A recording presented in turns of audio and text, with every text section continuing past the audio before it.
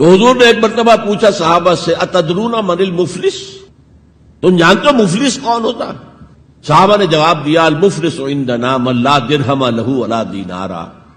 حضور ہم اس شخص کو مفلس سمجھتے ہیں جس کے پاس درہم و دینار نہیں ہے۔ فرمایا نہیں، میری امت کا مفلس وہ ہوگا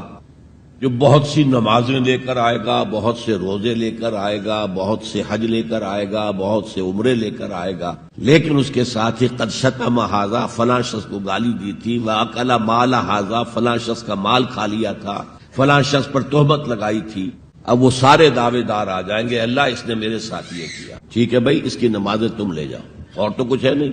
اعمال کی کرنسی ہے، نیکی تم لے جاؤ۔ کوئی اور دعوے دار آیا روزہ وہ لے گیا، اس کے پاس کچھ نہیں رہا، دعوے دار اب بھی باقی ہیں، اب ان کے گناہ جو ہے اس کے حساب میں پڑنے شروع ہو جائیں گے، یہاں تک کہ دوسروں کے گناہوں کے بوجھ تلے دب کر وہ جہنم میں جھونک دیا جائے۔